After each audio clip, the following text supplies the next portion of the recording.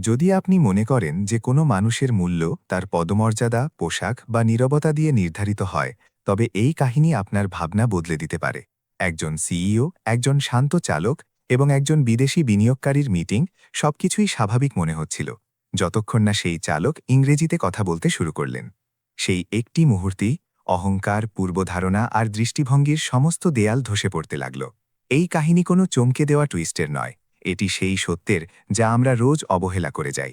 যদি আপনি জানতে চান যে সেই একটি কথোপকথন কিভাবে সবকিছু পাল্টে দিল, তবে ভিডিওটি শেষ পর্যন্ত অবশ্যই দেখুন।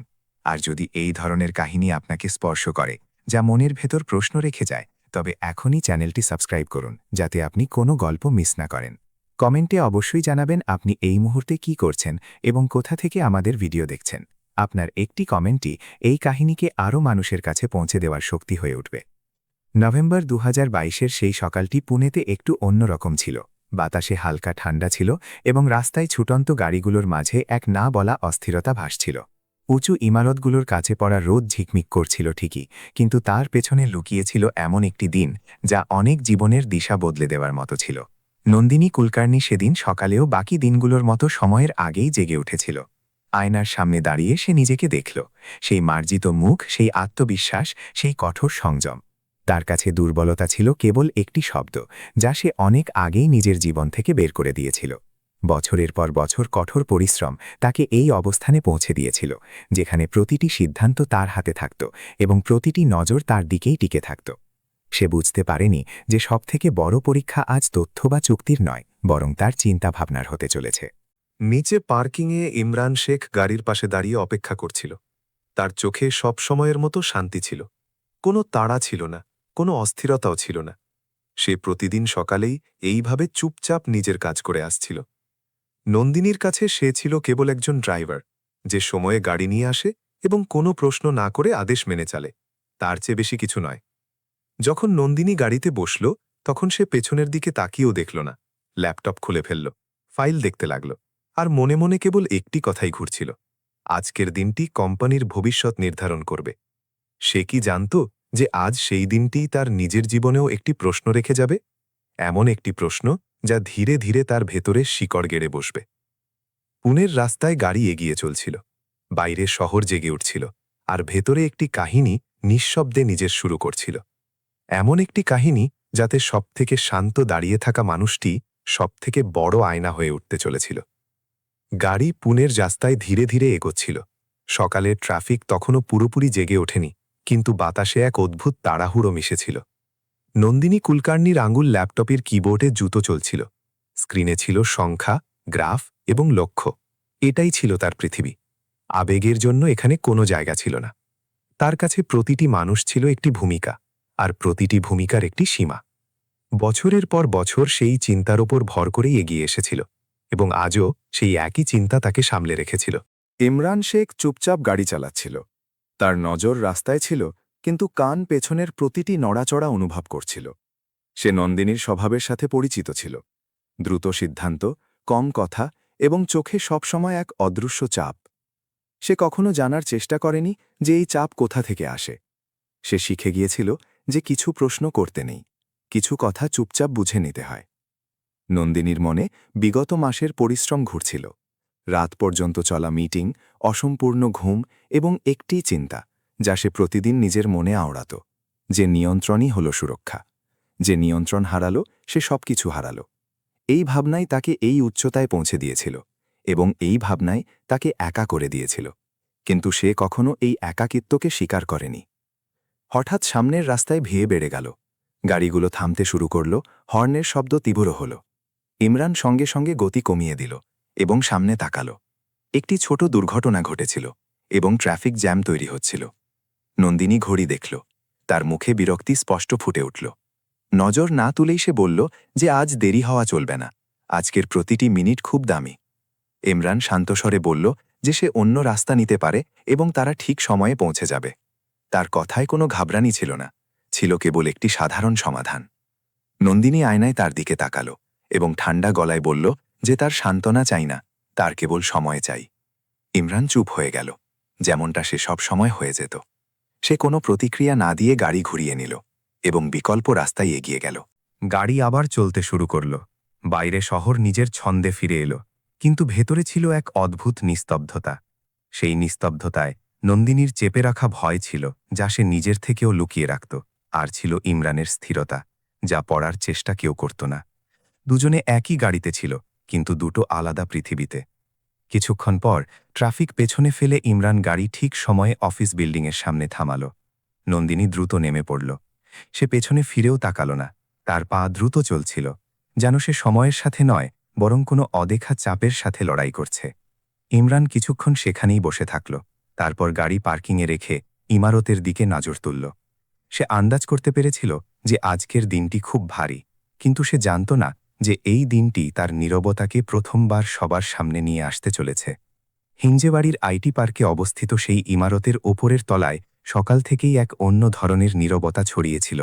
বাইরে শহর নিজের স্বাভাবিক গতিতে চলছিল, কিন্তু ভেতরে প্রতিটি পদে সতর্কতা ছিল।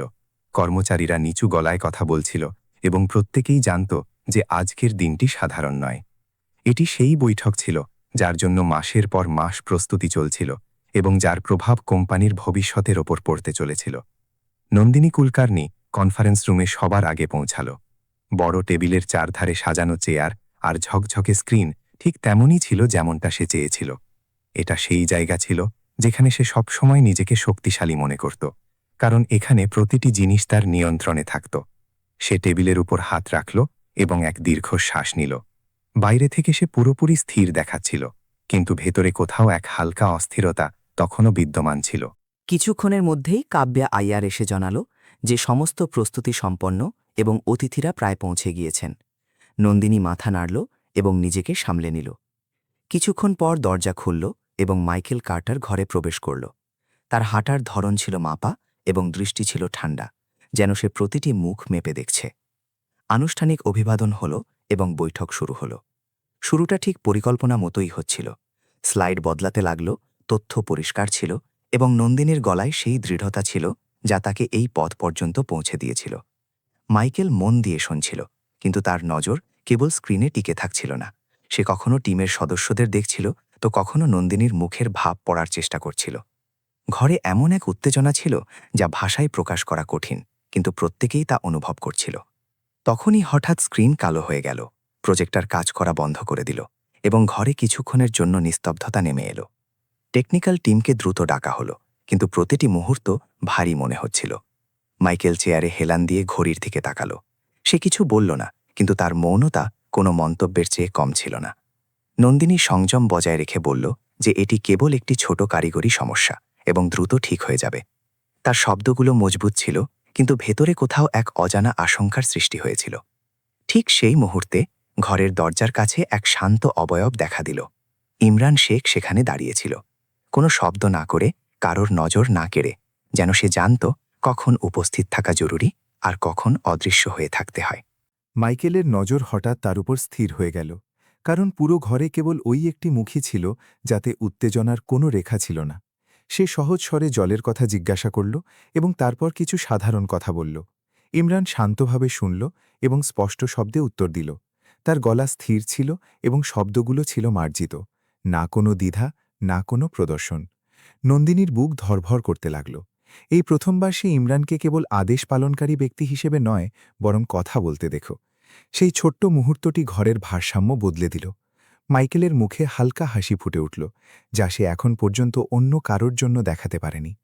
কারিগরি সমস্যা তখনও পুরোপুরি সমাধান হয়নি, কিন্তু আলোচনার কেন্দ্রবিন্দু এখন কেবল স্ক্রিন রইল না।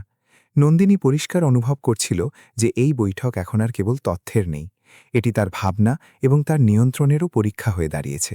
এবং এই পরীক্ষা এখনও শেষ হয়নি। বৈঠক শেষ হয়েছিল, কিন্তু কনফারেন্স রুমে ছড়িয়ে থাকা ভারী নিস্তব্ধতা এখনও পুরোপুরি কাটেনি। স্ক্রিন আবার চালু হয়েছিল এবং স্লাইডগুলো ফের পরিষ্কার দেখা যাচ্ছিল, কিন্তু নন্দিনী কুলকার্নি জানত যে গোলমালটি হয়েছিল তা কেবল কারিগরি ছিল না। এমন কিছু ছিল যা সেই ঘরে বদলে গিয়েছিল এবং যার গতি এখন পুরোপুরি তার নিয়ন্ত্রণে ছিল না। সে নিজেকে সামলে নিয়ে উপস্থাপনা শেষ করল। সেই মাপা শব্দ, সেই নিরেট তথ্য আর সেই আত্মবিশ্বাস যা সব সময় তার কবচ হয়ে থাকত। কিন্তু ভেতরে কোথাও তার মন বারবার বিচলিত হচ্ছিল। অজান্তেই তার নজর সেই জায়গায় চলে যাচ্ছিল যেখানে কিছুক্ষণ আগে ইমরান দাঁড়িয়েছিল। এবং এখন সেখানে কেউ নেই, তবু তার উপস্থিতির প্রভাব যেন বাতাসে ভাসছিল। মাইকেল কার্টার পুরোপুরি একাগ্রতার সাথে শুনছিল, কিন্তু তার প্রশ্ন এখন আর কেবল সংখ্যা এবং গ্রাফের মধ্যে সীমাবদ্ধ থাকল না। সে টিমের কাজ করার ধরন, সিদ্ধান্ত নেওয়ার প্রক্রিয়া এবং সংগঠনের ভেতরের আলাপ আলোচনা নিয়ে জিজ্ঞাসা করছিল। এই প্রশ্নগুলো সরাসরি ছিল না, কিন্তু সেগুলোর পেছনের উদ্দেশ্য নন্দিনী পরিষ্কার অনুভব করছিল। সে প্রতিটি প্রশ্নের উত্তর দিল। শব্দগুলো সঠিক ছিল, কিন্তু তার মধ্যে সেই কঠোরতা ফুটে উঠছিল যা নিয়ন্ত্রণকেই শক্তি মনে করে। তার মনে হতে লাগল যে বৈঠক ধীরে ধীরে সেই রাস্তা থেকে সরে যাচ্ছে যা সে মাসের পর মাস ধরে ঠিক করে রেখেছিল, এবং এই অনুভূতি তাকে ভেতর থেকে অস্থির করে তুলছিল। কিছুক্ষণ পর বৈঠক আনুষ্ঠানিকভাবে শেষ হল। হ্যান্ডশেক করা হলো, শিষ্টাচার পালিত হল, এবং মাইকেল সংযত স্বরে বলল যে প্রস্তাবটি আকর্ষণীয়, কিন্তু কোনো চূড়ান্ত সিদ্ধান্তের আগে সে কোম্পানির আভ্যন্তরীণ কাঠামো এবং কার্যপদ্ধতিকে আরও ভালোভাবে বুঝতে চায়। এটি পরিষ্কার সম্মতিও ছিল না, আবার অসম্মতিও ছিল না, বরং এক অনিশ্চিত বিরতি ছিল। এবং এই বিষয়টি নন্দিনীকে সবথেকে বেশি খিটখিটে করে দিচ্ছিল, কারণ সে সব সময় স্পষ্ট ফলের আশাবাদী ছিল। মাইকেল চলে যাওয়ার পর লোকেরা ধীরে ধীরে ঘর থেকে বেরিয়ে যেতে লাগল। কেউ কিছু বলছিল না, কিন্তু প্রতিটি মুখে আলাদা আলাদা ভাব ছিল। নন্দিনী কিছুক্ষণ সেখানেই বসে থাকল, যেন ওঠার মনই নেই। তার মনে হল আজ কিছু তার হাত থেকে পিছলে গিয়েছে, যদিও সে পরিষ্কারভাবে বলতে পারছিল না যে সেটি কী ছিল। নিজের ক্যাবিনের দিকে ফেরার সময় সে করিডরগুলোকে আলাদা নজরে দেখল। কর্মচারীরা নিজেদের কাজে ব্যস্ত ছিল, সবকিছু স্বাভাবিক দেখাচ্ছিল, কিন্তু নন্দিনীর দৃষ্টি বদলে গিয়েছিল। সে অনায়াসেই কিছু মুখের উপর নজর আটকে দিচ্ছিল, যেন তাদের মধ্যে কোনো লুকানো কথা পড়ার চেষ্টা করছে। ঘরে পৌঁছে সে দরজা বন্ধ করল, চেয়ারে বসল এবং কিছুক্ষণ এভাবেই বসে থাকল। তারপর সে কম্পিউটার খুলল এবং সাম্প্রতিক কিছু রিপোর্ট দেখতে লাগল। কোনো বিশেষ কারণ ছাড়াই, শুধুমাত্র ভেতরে এক অস্থিরতা তাকে শান্ত হয়ে বসতে দিচ্ছিল না বলে। কিছুক্ষণ পর কাব্যা আইয়ার ভেতরে এলো এবং জানালো যে মাইকেল কার্টার আনুষ্ঠানিক ধন্যবাদ বার্তা পাঠিয়েছে এবং বলেছে যে সে আগামী কয়েকদিনের মধ্যে আবার যোগাযোগ করবে। নন্দিনী মাথা নাড়ল এবং তাকে যাওয়ার ইশারা করল, কিন্তু সেই সাধারণ বার্তাটিও তার ভেতরে অনেক নতুন প্রশ্ন রেখে গেল। জানলা দিয়ে বাইরে তাকানোর সময় তার নজর নিচে পার্কিংয়ে দাঁড়িয়ে থাকা গাড়ির ওপর পড়ল। ইমরান সেখানে ছিল, সবসময়ের মতো শান্ত এবং নিজের কাজে মগ্ন। তার মুখে না কোনো কৌতূহল ছিল আর না কোনো প্রতিক্রিয়া। নন্দিনীর পক্ষে এটি মেনে নেওয়া সহজ ছিল না, কিন্তু আজকের পুরো বৈঠকে যদি কোনো একটি জিনিস তাকে সবথেকে বেশি বিচলিত করে থাকে, তবে সেটি ছিল এই শান্ত উপস্থিতি। সে নিজেকে প্রশ্ন করল যে এটি কি কেবল ক্লান্তি, নাকি এমন কোনো সংকেত যা সে এখন পর্যন্ত অবহেলা করে আসছিল। সন্ধ্যা ঘনিয়ে আসছিল এবং শহরের আলো ধীরে ধীরে জ্বলে উঠেছিল। নন্দিনী ফাইল বন্ধ করল এবং চেয়ারে হেলান দিয়ে বসল। প্রথমবার তার মনে হল যে নিয়ন্ত্রণকে সে নিজের সবথেকে বড় শক্তি মনে করত, সম্ভবত তা এখন তার কাছে বোঝা হয়ে দাঁড়াচ্ছে, এবং সেই বোঝার নিচেই কোথাও এক নতুন প্রশ্ন জন্ম নিয়েছে। সে কি সত্যি সবকিছু জানে যা তার নিজের কোম্পানির ভেতরে ঘটছে? পরের দিন নন্দিনী কুলকার্নি স্বাভাবিকের থেকে আগে অফিসে পৌঁছাল। রাতের অস্থিরতা এখনও পুরোপুরি কাটেনি, কিন্তু এখন তা কেবল একটি আবেগপ্রবণ অস্থিরতা ছিল না, তা একটি প্রয়োজনে পরিণত হয়েছিল। এটা বোঝার প্রয়োজন যে শেষ পর্যন্ত তার ভেতরে এই সন্দেহ কেন জন্ম নিচ্ছে। নিজের কেবিনে বসেই সে কোনো আনুষ্ঠানিক ঘোষণা ছাড়াই কম্পিউটার খুলল এবং সাম্প্রতিক মাসগুলোর রিপোর্টগুলো একে একে দেখতে লাগল। এটি কোনো তদন্তের শুরু ছিল না, আর কারোর ওপর সরাসরি সন্দেহও ছিল না, বরং কেবল একটি সাবধানতা ছিল, কারণ এখন সে পরিষ্কার অনুভব করতে শুরু করেছিল যে কিছু কথা তেমন নয় যেমনটা কাগজে দেখাচ্ছে। যেমন যেমন সে তথ্যের গভীরে যেতে থাকল, কিছু ছোট কিন্তু অস্থিরকর প্যাটার্ন উঠে আসতে লাগল। কিছু রিপোর্ট বারবার সংশোধন করা হয়েছিল, কিছু সংখ্যা সময়ের সাথে সাথে কোনো বিশেষ কারণ ছাড়াই একদম একই রকম ছিল, এবং কিছু বিভাগের নাম প্রয়োজনের তুলনায় বেশিবার সামনে আসছিল। এই সংকেতগুলো খুব সূক্ষ্ম ছিল, এত ছোট যে দৈনন্দিন কাজে অনায়াসেই এড়িয়ে যাওয়া যায়, কিন্তু নন্দিনী সেগুলোকে হালকাভাবে নিল না। সে কিছু ফাইল আলাদা রাখল, কিছু তারিখ এবং অনুমতির ওপর চিহ্ন দিল, এবং এটি ঠিক করল যে সে আপাতত কাউকে কোনো প্রশ্ন করবে না। সে জানত যে তাড়াহুড়ো করে করা প্রশ্ন প্রায়শই সত্যের থেকে বেশি হট্টগোল তৈরি করে। দুপুর পর্যন্ত অফিস নিজের স্বাভাবিক গতিতে ফিরে এলো। মিটিং চলতে থাকল, ফোন কল আসতে যেতে থাকল, এবং বাইরে থেকে সবকিছু তেমনই দেখাচ্ছিল যেমনটা সবসময় হয়ে আসছিল। কিন্তু নন্দিনীর ভেতরে কিছু বদলে গিয়েছিল। তার মন বারবার সেই চিহ্নিত ফাইলগুলোর দিকেই ফিরে যাচ্ছিল। সে কাব্যা আয়ারকে বাকল এবং অত্যন্ত শান্ত স্বরে কেবল এটুকু জিজ্ঞাসা করল যে সাম্প্রতিক সময়ে কিছু রিপোর্ট বারবার কেন বদলানো হয়েছে। উত্তর ভারসাম্যপূর্ণ ছিল, পেশাদার ছিল এবং পুরোপুরি যুক্তিযুক্তও ছিল। কিন্তু নন্দিনী কথা সেখানেই থামিয়ে দিল। সে কাউকে সতর্ক করতে চাইছিল না, আর এই স্তরে কোনো সিদ্ধান্তে পৌঁছাতেও চাইছিল না।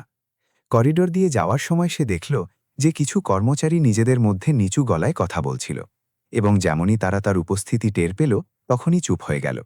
এই দৃশ্য আগেও অনেকবার হয়েছে, কিন্তু আজ প্রথমবার নন্দিনী তা অনুভব করল। সে না থেমে এগিয়ে যাওয়াই শ্রেয় মনে করল। তবুও তার ভেতরে আরেকটি ছোট গিঁট বেঁধে গেল। সে অনুভব করতে লাগল যে ব্যবস্থাকে সে একটি মজবুত কাঠামো মনে করত, তার ভেতরে ফাটল শব্দ না করেও জন্ম নিতে পারে। সন্ধ্যায় অফিস থেকে বেরোনোর সময় সে কিছুক্ষণের জন্য পার্কিংয়ে থামল।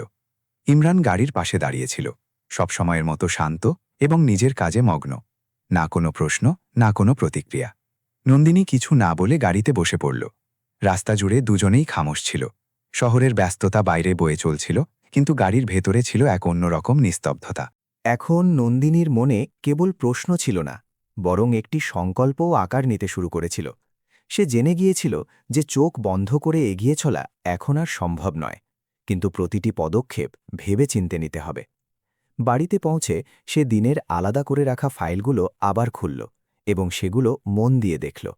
এখন এটি আর কেবল আন্দাজ রইল না, তার পরিষ্কার মনে হতে লাগল যে কিছু না কিছু অবশ্যই গোলমাল আছে, যদিও তা এখনও পুরোপুরি সামনে আসেনি। সে নিজের কাছে প্রতিজ্ঞা করল যে সে সত্য সামনে আসার সময় দেবে, কিন্তু তার থেকে মুখ ফিরিয়ে নেবে না।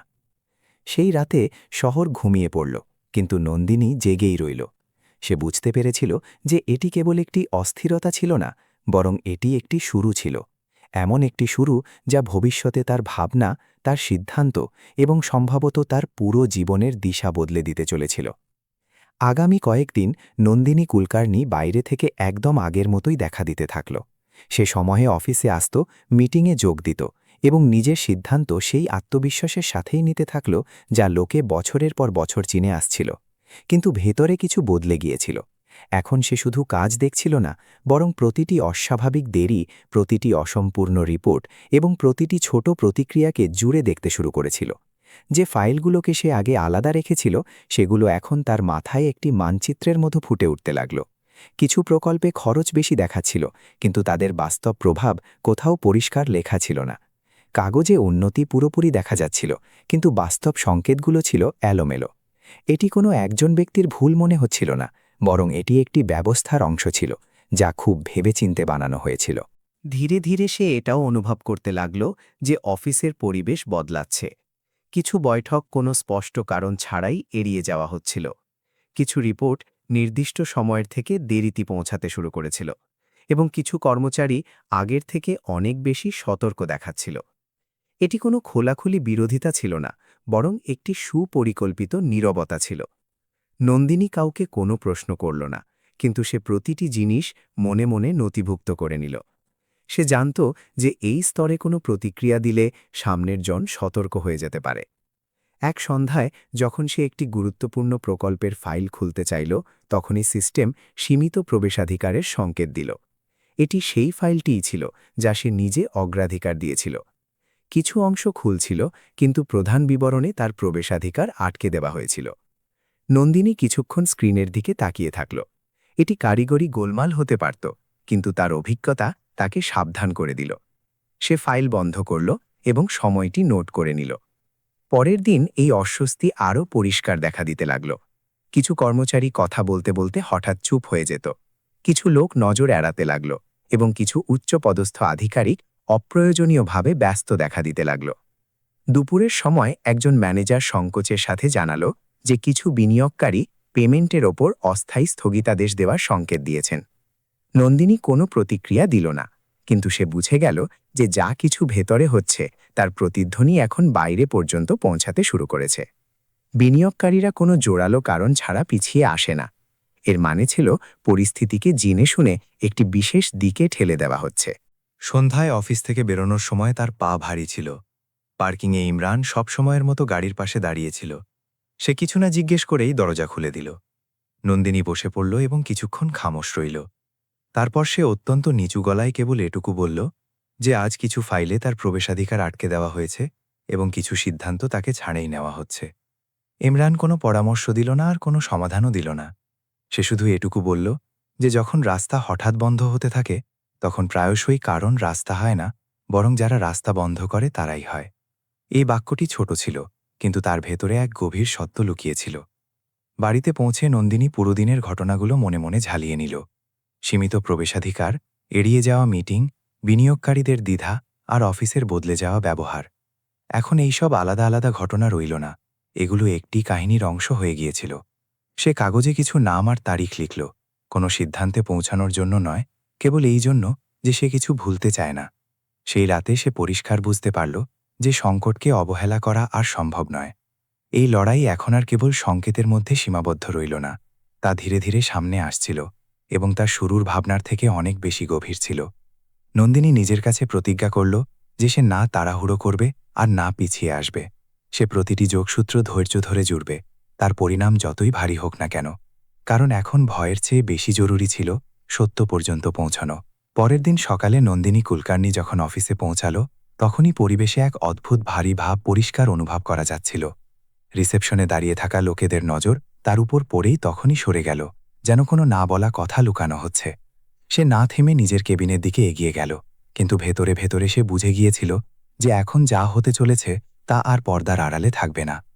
নিজের ঘরে বসেই সে দিনের মিটিংয়ের তালিকা দেখল এবং সেই মুহূর্তেই অনুভব করল যে সমীকরণ বদলে গিয়েছে।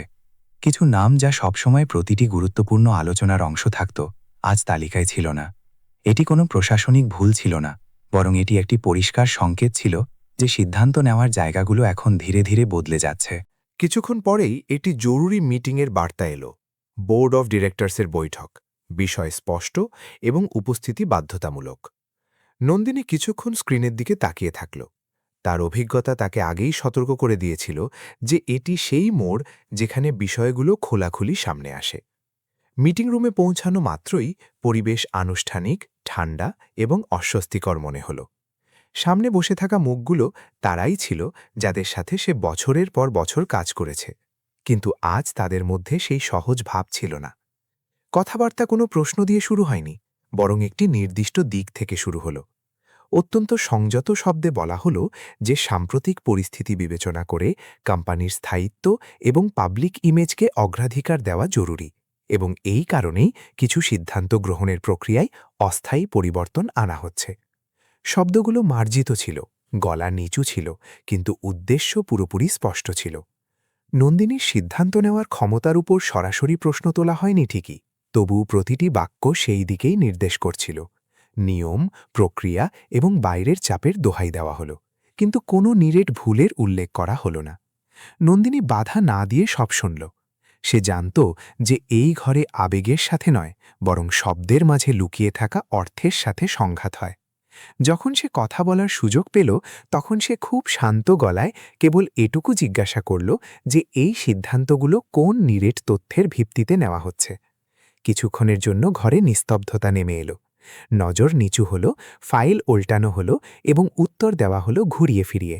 ঝুঁকি, অনিশ্চয়তা আর বাইরের পরিবেশ, কিন্তু তবুও কোনো সরাসরি ভিত্তি পাওয়া গেল না। বৈঠক সেখানেই শেষ হল। না কোনো তর্ক, না কোনো চিৎকার। কিন্তু নন্দিনী যেমনই বাইরে বেরোল, সে পরিষ্কার অনুভব করল যে এটি ছিল প্রথম প্রকাশ্য আঘাত। তার অধিকার ক্ষেত্রে প্রথমবার আনুষ্ঠানিকভাবে হস্তক্ষেপ করা হয়েছিল। নিজের ক্যাবিনে ফিরে সে দেখল যে কিছু ফাইল এখন কেবল দেখার জন্য সীমাবদ্ধ এবং সেগুলোতে পরিবর্তনের অধিকার অস্থায়ীভাবে সরিয়ে নেওয়া হয়েছে।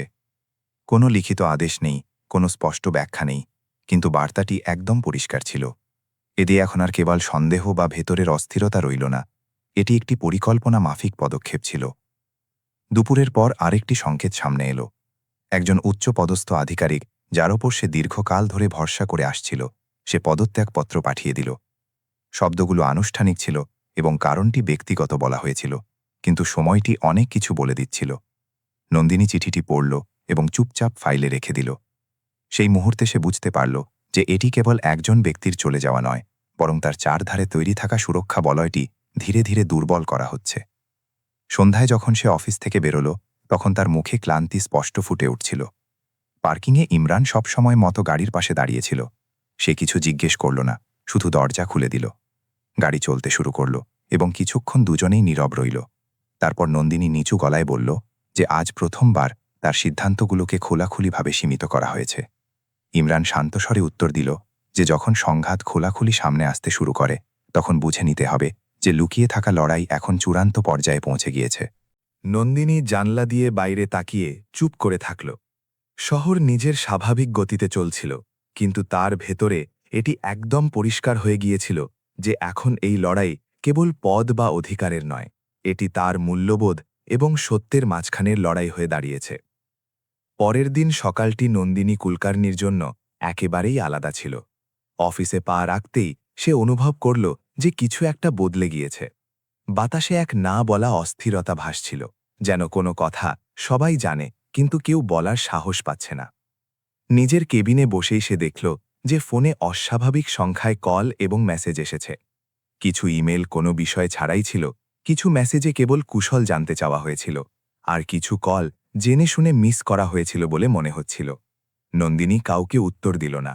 সে কম্পিউটার খুলল এবং যেমনই খবরের ওয়েবসাইটে নজর দিল তখনই সে সেটাই দেখতে পেল যা সে ভেতর থেকে ভয় করছিল।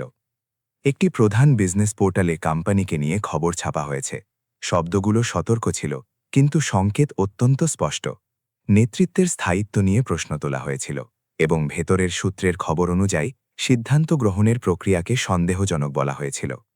এটি সরাসরি অভিযোগ ছিল না, কিন্তু কাহিনী সেই একই ছিল যা এখন অফিসের দেয়াল পেরিয়ে বাইরে বেরিয়ে গিয়েছে। সেই মুহূর্তে নন্দিনীর কোনো ধাক্কা লাগল না, বরং এক ধরনের শীতল স্পষ্টতা অনুভব করল। এটি কোনো কাকতালীয় ঘটনা ছিল না, এটি একটি ভেবে চিন্তে করা শুরু ছিল। যেমন যেমন দিন এগোলো তার প্রভাব পুরো অফিসে দেখা দিতে লাগল। কর্মচারীরা দলে দলে নিচু গলায় কথা বলতে শুরু করল। ফোন কল বেড়ে গেল এবং কিছু অংশীদার আনুষ্ঠানিকভাবে পরিস্থিতি স্পষ্ট করার দাবি জানাল। নন্দিনী নিজেকে তাৎক্ষণিক কোনো প্রতিক্রিয়া দেওয়া থেকে বিরত রাখল। সে জানত যে এই সময় একটি ভুল শব্দ পুরো কাহিনীকে ভুল দিকে ঘুরিয়ে দিতে পারে। সে কমিউনিকেশন টিমকে ডাকল এবং পরিষ্কার নির্দেশ দিল যে কোনো বাইরের প্রতিক্রিয়া লিখিত অনুমতি ছাড়া দেওয়া হবে না। এই সিদ্ধান্তটি ছোট মনে হলেও এখন প্রতিটি শব্দ একটি কৌশল হয়ে দাঁড়িয়েছিল। দুপুর পর্যন্ত আরেকটি খবর সামনে এলো, এবারে অনেক বেশি প্রকাশ্য এবং তীব্র।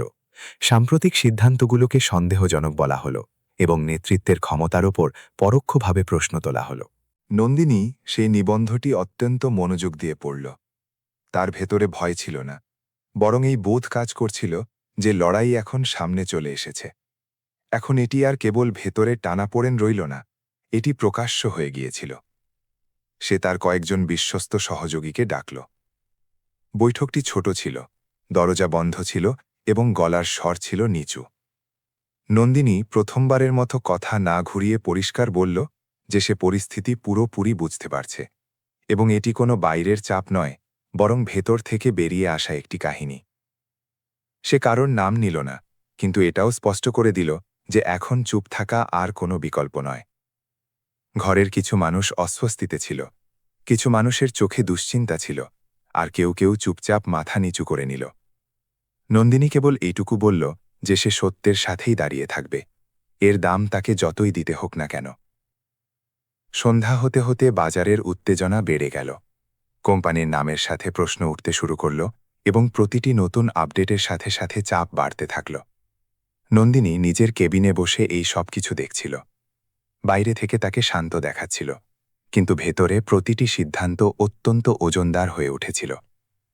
সে জানত যে এখনকার পরবর্তী পদক্ষেপ তাকে হয়তো পুরোপুরি আলাদা করে দেবে, নতুবা নিজেকে প্রমাণ করার সেই সুযোগ দেবে যা সে সব সময় করে আসছিল।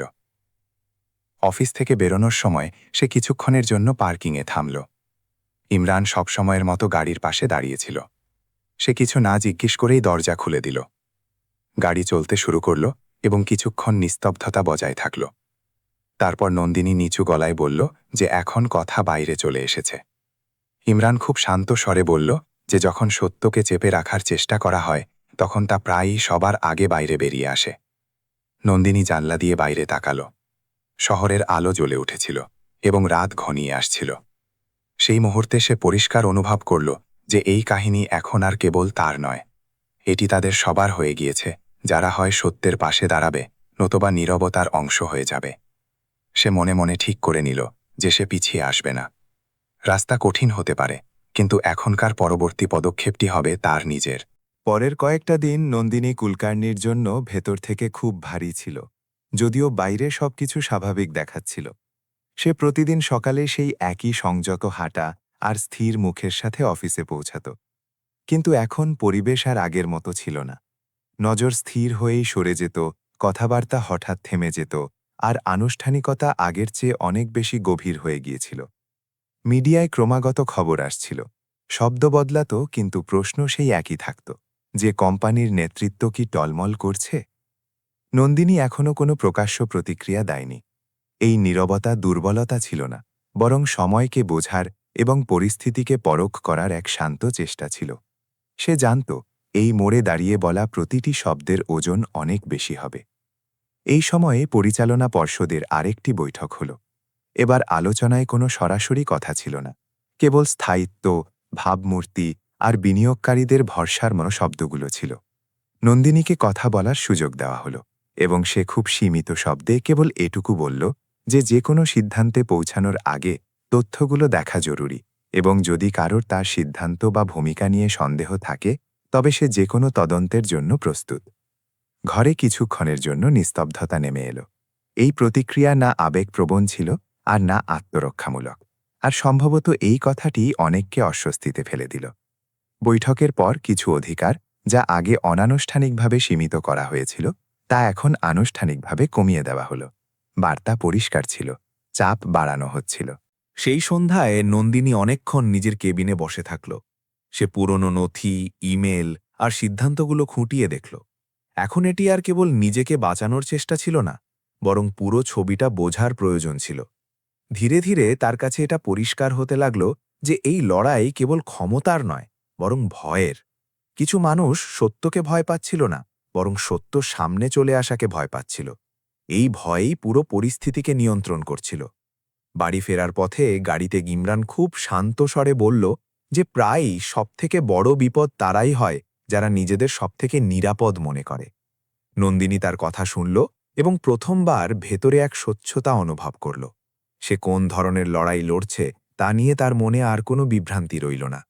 সেই রাতে সে একটি সিদ্ধান্ত নিল। এ সিদ্ধান্ত কাউকে তখনই জানানোর মতো ছিল না, কিন্তু এটা ঠিক ছিল যে সে এখন আর কেবল প্রতিক্রিয়া দেবে না। যদি সত্য সামনে আনার জন্য তাকে নিজের পদ বিসর্জন দিয়েও দাম দিতে হয়, তবে সে তার জন্য প্রস্তুত ছিল। এই মোড়ে এসে পিছিয়ে আসা তার কাছে নিজের সাথে আপস করার মতো হতো। শহর ঘুমিয়ে পড়ল, কিন্তু নন্দিনী জেগেই রইল। তার ভেতরে ভয় ছিল না, ছিল কেবল এক গভীর গাম্ভীর্য। সে জানত যে পরবর্তী পদক্ষেপ পুরো কাহিনীর মোড় ঘুরিয়ে দেবে, এবং এবার সে সত্য থেকে মুখ ফিরিয়ে নেবে না। পরের দিন সকালে নন্দিনী কুলকার্নি যখন অফিসে পৌঁছাল, তখন সে ভেতর থেকে পুরোপুরি জেগে উঠেছিল। এটি এখন আর কেবল চাপ সহ্য করার বা পরিস্থিতি মেনে নেওয়ার সময় ছিল না। বাইরে থেকে তাকে এখনও সেই শান্ত ও সংযত সিইও দেখাচ্ছিল, কিন্তু ভেতরে তার চিন্তা আগের থেকে অনেক বেশি পরিষ্কার আর দৃঢ় হয়ে গিয়েছিল। সে কোনো আনুষ্ঠানিক ঘোষণা ছাড়াই নিজের দিনের দিশা বদলেছিল। অপ্রয়োজনীয় বৈঠকগুলো এড়িয়ে যাওয়া হলো, বাইরের কল সীমিত করা হলো, এবং সে সেই ফাইলগুলো আবার খুলতে শুরু করল যেগুলোকে সে কয়েক মাস আগে আলাদা করে রেখেছিল। সেই সময়ে ওই নথিগুলো সাধারণ মনে হয়েছিল, দৈনন্দিন কাজের অংশ হিসেবে। কিন্তু এখন যখন সে সেগুলোকে একসাথে ক্রমানুসারে দেখল, তখন ছবিটা ধীরে ধীরে বদলাতে শুরু করল। তারিখের মিল, অনুমোদনের দিক আর কিছু সিদ্ধান্তের ধারাবাহিকতা কেবল একটি দিকেই ইশারা করছিল। কিছু ইমেল এমন ছিল যেগুলোর ভাষা অত্যন্ত সাবধানে বাছাই করা হয়েছিল, যেন শব্দের মাঝে জেনে শুনে কিছু বাদ দেওয়া হয়েছে। কিছু সিদ্ধান্তকে যৌথ মনে হতো, কিন্তু সেগুলোর পেছনের উদ্যোগ বারবার একটি উৎস থেকে আসতে দেখা যাচ্ছিল। দুপুরের মধ্যে সে প্রথম জোরালো সংকেত পেল। একটি আভ্যন্তরীণ রিপোর্ট, যা আগে কেবল প্রাথমিক খসড়া মনে করা হয়েছিল, তার চূড়ান্ত সংস্করণের সাথে পুরোপুরি মিলছিল না। পার্থক্য খুব বড় ছিল না, কিন্তু অর্থের দিক থেকে তা ছিল গুরুত্বপূর্ণ। নন্দিনী কাউকে কিছু না জানিয়ে পুরনো ব্যাকআপ বের করল এবং দুই সংস্করণের তুলনা করল। বদলগুলো আকস্মিক ছিল না, আর কোনো সাধারণ ভুলের ফলও ছিল না। সেগুলো এমন মনে হচ্ছিল যেন সময়ের সাথে সাথে ধীরে ধীরে এবং ভেবেচিন্তে করা হয়েছে। নন্দিনী কোনো প্রতিক্রিয়া দিল না, কোনো প্রশ্নও তুলল না। সে কেবল এই সংকেতগুলোকে সাজাতে শুরু করল। এখন এটি আর কেবল সন্দেহ রইল না, বরং একটি নিরেট ভিত্তি তৈরি হতে থাকল, যা নিয়ে আরও বোঝা এবং পরখ করা জরুরি ছিল। সন্ধ্যার সময় সেই জুনিয়র ম্যানেজার, যাকে গত কয়েকদিন ধরে অসাধারণভাবে সতর্ক দেখা যাচ্ছিল, সে তার কেবিনের বাইরে এসে দাঁড়াল। সে কোনো ভূমিকা ছাড়াই কিছু নথি সামনে রাখল। তার গলায় আত্মবিশ্বাস ছিল না, কিন্তু কথায় সত্য ছিল। সে জানালো যে যখন সে পুরনো আর্থিক রেকর্ডগুলো আবার দেখল, তখন সেও কিছু এমন অসঙ্গতি পেয়েছে যা সাধারণ প্রক্রিয়ার সাথে মিলছে না। নন্দিনী কাগজগুলো দেখল এবং সেই মুহূর্তেই বুঝে গেল যে সে একা নয় যে এই সবকিছু দেখছে। তবুও সে তাড়াহুড়ো করল না। সে জানত এই স্তরের সময় আর সংযমই সবথেকে বড় সম্পদ। যদি এই তথ্য ভুল সময়ে বাইরে যায়, তবে কেবল কাহিনীই বদলাবে না, বরং এই সংকেতগুলো চিরকালের জন্য হারিয়ে যেতে পারে। সেই রাতে নন্দিনী অনেকক্ষণ কেবিনে বসে থাকল। সে প্রতিটি তারিখ, প্রতিটি স্বাক্ষর আর প্রতিটি বদল অত্যন্ত মনোযোগ দিয়ে আবার দেখল। এখন ছবিটা আরও পরিষ্কার হয়ে উঠছিল। এটি কোনো হঠাৎ তৈরি হওয়া বিশৃঙ্খলা ছিল না, বরং দীর্ঘ সময় ধরে গড়ে ওঠা একটি উদ্দেশ্যের ফল ছিল। বাড়ি ফেরার সময় গাড়িতে ইমরান কিছু জিজ্ঞাসা করল না, আর নন্দিনীও কিছু বলল না। নিস্তব্ধতার মধ্যেই অনেক কিছু ঠিক হয়ে গিয়েছিল। সে জানত যে এখন আর পিছিয়ে যাওয়ার কোনো রাস্তা নেই। পরবর্তী পদক্ষেপটি ঝুঁকিপূর্ণ হবে, কিন্তু তা জরুরিও ছিল। এখন লড়াই শব্দ বা অভিযোগের নয়, বরং তত্ত্ব আর সঠিক সময়ের হতে চলেছিল। সেই রাতে নন্দিনী ভয় পেল না, সে কেবল প্রস্তুতি নিল, কারণ সে বুঝে গিয়েছিল সত্য সামনে আনার আগে তাকে পুরোপুরি মজবুত হতে হবে। পরের দিন সকালে নন্দিনী কুলকার্নি যখন অফিসে পৌঁছাল, তখন তার ভেতরে এক গভীর স্তব্ধতা ছিল। এমন স্তব্ধতা যা দীর্ঘ সময়ের বিভ্রান্তির পর পরিষ্কার দৃষ্টিভঙ্গির সাথে আসে। এটি ভয় ছিল না, বরং সেই সিদ্ধান্তের শান্তি ছিল যা এড়ানো সম্ভব নয়। নিজের কেবিনে বসেই সে একটি জরুরি বৈঠকের অনুরোধ পাঠাল, কোনো অভিযোগ ছাড়া, কোনো নাম ছাড়া, কেবল তথ্যের ওপর আলোচনার দাবি নিয়ে। কয়েক ঘণ্টার মধ্যেই পরিচালনা পর্ষদের সদস্যরা ঘরে জড়ো হলেন।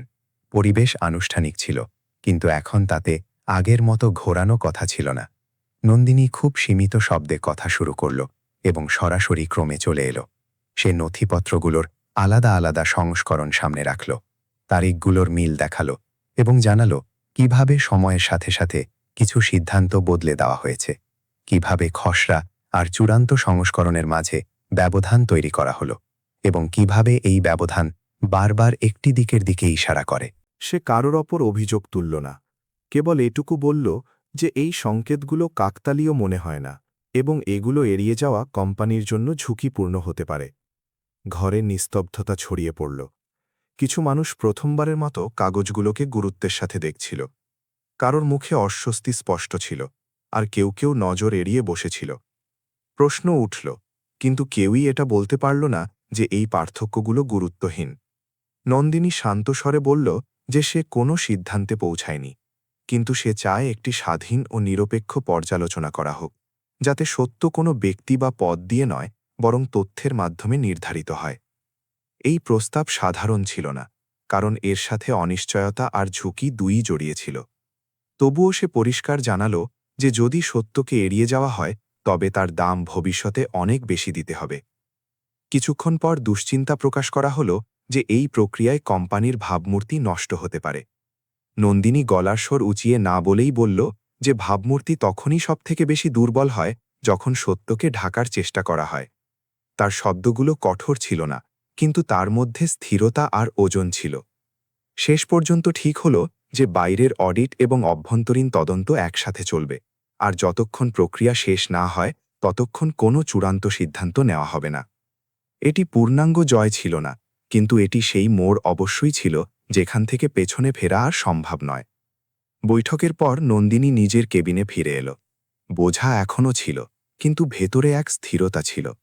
সে জানত আসার দিনগুলো সহজ হবে না, প্রশ্ন বাড়বে এবং চাপও, কিন্তু এখন দিক ঠিক হয়ে গিয়েছিল। সন্ধ্যায় সে যখন অফিস থেকে বেরোল, তখন পার্কিংয়ে ইমরান আগে থেকেই দাঁড়িয়েছিল। সে কিছু জিজ্ঞেস করল না, শুধু গাড়ির দরজা খুলে দিল। রাস্তা জুড়ে শহর নিজের গতিতে চলতে থাকল, আর নন্দিনী নিস্তব্ধতায় বসে থাকল। সে অনুভব করল যে আজ সে কাউকে হারানোর চেষ্টা করেনি, সে কেবল সত্যকে কথা বলার জায়গা করে দিয়েছে। সেই রাতে সে অনেকক্ষণ জেগে থাকল, বাইরে অন্ধকার ছিল, কিন্তু ভেতরে এখন আর কোনো বিভ্রান্তি ছিল না। তদন্তের ফল কী হবে তা সে জানত না, কিন্তু এটুকু পরিষ্কার ছিল যে কাহিনী আর অন্ধকারে ফিরে যাবে না। তদন্তের প্রক্রিয়া শুরু হতেই সময় যেন নিজের গতি বদলে ফেলল। বাইরে থেকে অফিস আবার স্বাভাবিক দেখাতে শুরু করল, কিন্তু ভেতরে প্রতিদিন কিছু না কিছু ফাঁস হতে থাকল। এক্সটার্নাল অডিট টিম আর ইন্টারনাল ইনভেস্টিগেশন একসাথে চলছিল। প্রশ্ন এখন মৌখিক নয়, লিখিত আসতে শুরু করল। যে ফাইলগুলোকে একসময় সাধারণ মনে করা হতো, সেগুলো এখন লাইনের পর লাইন পড়া হতে থাকল। নন্দিনী কুলকার্নি প্রতিটি বৈঠকে অংশ নিত না, কিন্তু প্রতিটি রিপোর্ট তার সামনে রাখা হতো। সে মনোযোগ দিয়ে পড়ত, প্রয়োজনীয় জায়গায় চিহ্ন দিত এবং কোনো মন্তব্য ছাড়াই এগিয়ে দিত। এখন এটি আর তার ব্যক্তিগত লড়াই ছিল না, এটি একটি প্রক্রিয়ায় পরিণত হয়েছিল, এবং সেই প্রক্রিয়ার উপর ভরসা রাখাই তার জন্য সবথেকে জরুরি ছিল। কয়েক সপ্তাহের মধ্যেই ছবিটা অনেকটা পরিষ্কার হয়ে গেল। পার্থক্য কেবল তথ্যের ছিল না, বরং সিদ্ধান্তের গতিমুখের ছিল। তদন্তে উঠে এলো যে কিছু গুরুত্বপূর্ণ খসড়া জেনে শুনে বদলে দেওয়া হয়েছিল, কিছু অনুমোদন অসম্পূর্ণ তথ্যের ভিত্তিতে এগিয়ে নেওয়া হয়েছিল, এবং কিছু ঝুঁকিকে কাগজে ছোট করে দেখানো হয়েছিল। এই সবকিছু কোনো একদিনের ভুল ছিল না, এটি মাসের পর মাস ধরে ধীরে ধীরে এবং ভেবেচিন্তে করা হয়েছিল। এই কথাটি সবথেকে বেশি ভারী ছিল। এর মানে পরিষ্কার ছিল যে এটি অবহেলা নয়, বরং একটি সুপরিকল্পিত রাস্তা ছিল। নন্দিনী রিপোর্ট পড়ার সময় কোনো ধরনের তৃপ্তি অনুভব করল না। সে কেবল এক গভীর ক্লান্তি আর ভেতরে কোথাও ভেঙে যাওয়ার মতো অনুভূতি পেল, যেন কোনো আপন মানুষকে সঠিক সময়ে বুঝতে না পারার বোঝা। যেমন যেমন ফলাফল সামনে আসতে থাকল, অফিসের পরিবেশ বদলে যেতে থাকল। যারা আগে খুব মুখর ছিল তারা এখন কথা কমিয়ে দিল। কেউ কেউ হঠাৎ ব্যক্তিগত কারণ বা স্বাস্থ্যের দোহাই দিয়ে ছুটিতে চলে গেল। আর তারপর সেই দিনটিও এলো, যখন একজন উচ্চপদস্থ আধিকারিক আনুষ্ঠানিকভাবে পদত্যাগের ঘোষণা দিলেন। কোনো অভিযোগ প্রকাশ্য হল না, কারোর নাম নেওয়া হল না, কিন্তু যারা পুরো প্রক্রিয়াটি কাছ থেকে দেখছিল তারা বুঝে গিয়েছিল যে এই সিদ্ধান্ত এমনিই নেওয়া হয়নি। এটি সেই দাম দেওয়ার শুরু, যা সত্য সামনে এলে দিতেই হয়। নন্দিনীর জন্য এই সময়টা সহজ ছিল না। অনেকবার তার মনেই চিন্তা আসত যে যদি সে চুপ থাকত তবে হয়তো এইসব কিছু এড়ানো যেত, কিন্তু প্রতিবারই তার মনে হতো যে নীরবতার দাম সবসময় দেরিতে এবং অনেক বেশি দিতে হয়। তার কাজ কাউকে নিচে নামানো ছিল না, আর না কাউকে বাঁচানো, বরং সেই ব্যবস্থাকে বাঁচানো ছিল যা ভরসার ওপর টিকে থাকে। তদন্ত এখনও শেষ হয়নি, কিন্তু দিশা ঠিক হয়ে গিয়েছিল, এবং এখন আর পেছনে ফেরার কোনো রাস্তা ছিল না। সন্ধ্যায় সে যখন অফিস থেকে বেরোল, তখন পার্কিংয়ে ইমরান আগে থেকেই দাঁড়িয়েছিল। সে কিছু জিজ্ঞেস করল না, শুধু গাড়ির দরজা খুলে দিল। রাস্তা জুড়ে শহরের শব্দ আসতে থাকল, আর নন্দিনী নিস্তব্ধতায় বসে থাকল। সে জানত সামনে আরও সিদ্ধান্ত আসতে চলেছে, এবং তাদের মধ্যে কিছু তাকে ব্যক্তিগতভাবেও প্রভাবিত করবে। হয়তো তার চেয়ার, হয়তো তার সম্পর্ক, হয়তো তার ভবিষ্যৎ। কিন্তু এখন সেই ভাবনায় আর ভয় পেত না। সেটা বুঝে গিয়েছিল যে সঠিক রাস্তা সবসময় নিরাপদ হয় না, কিন্তু ভুল রাস্তা সবসময় ভারী পড়ে। সেই রাতে বাড়ি পৌঁছে নন্দিনী অনেকক্ষণ জানলার কাছে দাঁড়িয়ে থাকল। বাইরে রাস্তায় দাঁড়িয়ে চলছিল, লোকেরা নিজ নিজ জীবনে ব্যস্ত ছিল। পৃথিবী নিজের গতিতে এগিয়ে চলছিল। সে এক দীর্ঘশ্বাস নিল এবং অনুভব করল যে সে যে রাস্তা বেছে নিয়েছে তা কঠিন ঠিকই, কিন্তু একা নয়। সত্য ধীরে ধীরে সামনে আসছিল, আর তার সাথেই সেই দামটিও, যা না দিয়ে কোনো কাহিনী পূর্ণতা পায় না। আর সম্ভবত এটাই ছিল এই পুরো যাত্রার সবথেকে বড় সার্থকতা, যে শেষ পর্যন্ত মানুষ নিজের সিদ্ধান্তের সাথেই বাঁচে। তদন্তের ফলাফল সামনে আসার পর কোনো বিস্ফোরণ হল না, কোনো তালি বাজল না, আর না কেউ নন্দিনী কুলকার্নিকে বিজয়ীর মতো দেখল। বাইরের জগতের জন্য সবকিছু ধীরে ধীরে স্বাভাবিক হচ্ছিল, কিন্তু তার ভেতরে এমন কিছু ছিল যা আগের মতো রইল না। সে এখনও সেই চেয়ারেই বসত, সেই সিদ্ধান্তই নিত, সেই স্বাক্ষরই করত, কিন্তু ঘরের পরিবেশ বদলে গিয়েছিল। যে মুখগুলোতে আগে ভরসা ঝলমল করত, সেখানে এখন আনুষ্ঠানিক হাসি ছিল। কথাবার্তা কমে গিয়েছিল, এবং শব্দের মাঝে এক অদ্ভুত দূরত্ব তৈরি হয়েছিল, যেন প্রত্যেকে সাবধানে কথা বলছে, মেপে মেপে নিঃশ্বাস নিচ্ছে। সন্ধ্যাগুলো সব থেকে ভারী মনে হতে শুরু করল। অফিস থেকে বেরোনোর সময় কোনো পরিকল্পনা থাকত না, কোনো ফোন কল নেই, কোনো অপেক্ষা নেই। বাড়িতে পৌঁছে সে যখন আলো জ্বালাত, তখন ঘরের নিস্তব্ধতা তাকে প্রশ্ন করত না ঠিকই, কিন্তু উত্তর অবশ্যই চাইত। এই সবকিছু কি জরুরি ছিল? চুপ থাকা কি সহজ হতো না? সে জানত যদি সে সেই রাস্তাটি বেছে নিত তবে হয়তো আজ এই শূন্যতা থাকত না, কিন্তু তার আত্মা কোথাও আরও অনেক বেশি ভারী থাকত। এই ভাবনাই তাকে বারবার সেই একই সিদ্ধান্তে নিয়ে আসত যে কিছু দাম এমন হয় যা না চুকিয়ে মানুষ নিজের সাথে থাকতে পারে না। কোম্পানির অবস্থা ধীরে ধীরে সামলে উঠছিল। প্রক্রিয়াগুলো স্বচ্ছ হচ্ছিল, নতুন নিয়ম লাগু হচ্ছিল, আর বিনিয়োগকারীদের ভরসা ধীরে ধীরে ফিরে আসছিল। বাইরে থেকে এই সবকিছু একটি সাফল্যের মতো মনে হতে পারত, কিন্তু নন্দিনীর কাছে এটি ছিল কেবল একটি দায়িত্ব, কোনো স্বস্তি নয়। সে ব্যবস্থাকে বাঁচিয়ে নিয়েছিল, কিন্তু নিজের চারধারের সহজতা হারিয়ে ফেলেছিল। এখন প্রতিটি সিদ্ধান্তের সাথে সে অনুভব করত যে নেতৃত্ব কেবল শক্তির নয়, বরং একা দাঁড়িয়ে থাকার নাম। এই সবকিছুর মাঝে ইমরান একই রয়ে গেল। না সে প্রশ্ন করল, না পরামর্শ দিল। গাড়ি চালানোর সময় তার নজর রাস্তায় থাকত, আর তার উপস্থিতিতে কোনো চাপ থাকত না। অনেকবার নন্দিনী ভাবত যে এই নীরবতা কত দামি, কিছু না বলে পাশে থাকা, কোনো প্রত্যাশা ছাড়াই উপস্থিত থাকা। সে প্রথমবার এটা বুঝতে পারল যে কিছু সম্পর্ক পদ দিয়ে নয়, বরং সময় আর ব্যবহার দিয়ে তৈরি হয়। এক রাতে জানলা দিয়ে আসা শহরের আলো দেখতে দেখতে সে নিজের কাছে এটা স্বীকার করল যে সে এই রাস্তা কোনো প্রশংসা বা পুরস্কারের জন্য বেছে নেয়নি। সে এটি বেছে নিয়েছিল যাতে সে নিজের নজরে নিচে নেমে না যায়। সম্ভবত এটাই ছিল তার লোকসান, আর সম্ভবত এটাই তার সবথেকে বড় প্রাপ্তিও। সে জানত যে সামনের রাস্তা সহজ নয়, কিন্তু এখন তার ভেতরে এক অদ্ভুত স্বচ্ছতা ছিল। যা কিছু ভেঙে গিয়েছিল, তারপর যে স্থিরতা এলো, সেটিই তাকে শিখিয়ে দিয়েছিল যে আসল শক্তি হট্টগোলে থাকে না, তা থাকে সেই নীরবতায় যেখানে মানুষ নিজের কাছে সৎ থাকতে পারে, আর সেই সততার সাথেই পরবর্তী পদক্ষেপ নেওয়ার সাহসও পায়। সময় এগিয়ে যাচ্ছিল, কিন্তু নন্দিনী কুলকার্নির ভেতরে যে বদল এসেছিল তা কোনো তারিখ বা রিপোর্টের হিসেবে চলছিল না। অফিস এখন আগের মতো অতটা ভরা থাকত না, কিন্তু যারা ছিল তারা দেখানোর জন্য নয়, বরং কাজের জন্য ছিল। যাদের যাওয়ার ছিল তারা চুপচাপ বেরিয়ে গিয়েছিল, আর যাদের থাকার ছিল তারা এখন দ্বিধাহীনভাবে প্রশ্ন করত। এই বদল ছোট ছিল না। নন্দিনী কথা কমিয়ে দিয়েছিল, কিন্তু যখন বলতো তখন শব্দে কোনো তাড়াহুড়ো থাকত না। সে শিখে গিয়েছিল যে প্রতিটি আওয়াজ শোনা যায় না, কিন্তু প্রতিটি নীরবতা অবশ্যই পরিবেশ বদলে দেয়। এক সন্ধ্যায় সে যখন অনেকক্ষণ নিজের কেবিনে বসেছিল, সামনে খোলা ফাইলগুলো তেমনই পড়েছিল, কিন্তু মন ছিল অন্য কোথাও। সে লক্ষ্য করল যে আজ প্রথমবার সে কোনো পরিণাম দেখে ভয় পাচ্ছে না, না হারের, না সমালোচনার। এটি ভয়ের শেষ হওয়া ছিল না, বরং ভয়ের সাথে থাকতে শিখে নেওয়ার মতো ছিল। সেই মুহূর্তে সে বুঝতে পারল যে সম্ভবত এটিই সেই মোড় যেখানে মানুষ ভেঙে যাওয়ার পর নিজেকে আবার জুড়তে শুরু করে, কোনো আওয়াজ ছাড়া, কোনো ঘোষণা ছাড়া। নিচে পার্কিংয়ে ইমরান গাড়ির পাশে দাঁড়িয়েছিল, রোজকার মতো শান্ত, কোনো প্রশ্ন ছাড়াই। গাড়ি চলতে শুরু করল, আর শহরের রাত জানলার বাইরে বয়ে চলল। কিছুক্ষণ পর নন্দিনী খুব নিচু গলায় বলল যে মাঝে মধ্যে তার মনে হয় সে সবকিছু হারিয়ে ফেলেছে। ইমরান রাস্তা থেকে নজর না সরিয়েই বলল যে যা সত্যি হারিয়ে যায় তা বারবার মনে করিয়ে দেয় না। তার এই কথাটি কোনো উপদেশের মতো ছিল না, স্রেফ একটি সাধারণ বাক্য, কিন্তু তা নন্দিনীর ভেতরে কোথাও গভীরে নেমে গেল। সে প্রথমবার অনুভব করল যে এই লোকটি কেবল রাস্তা চেনে না, সে সময়ের গতিও বোঝে। পরের কয়েক সপ্তাহে একটি ছোট কিন্তু গুরুত্বপূর্ণ বদল আরও দেখা গেল। একটি বৈঠকের সময় একজন তরুণ কর্মচারী কোনো দ্বিধা ছাড়াই একটি কঠিন প্রশ্ন করে বসল। ঘরের মাঝে কিছুক্ষণের জন্য নিস্তব্ধতা নেমে এলো। আগে এমন পরিস্থিতিতে লোকে নজর এড়িয়ে যেত, কিন্তু এবার নন্দিনী প্রশ্নটি এড়িয়ে গেল না।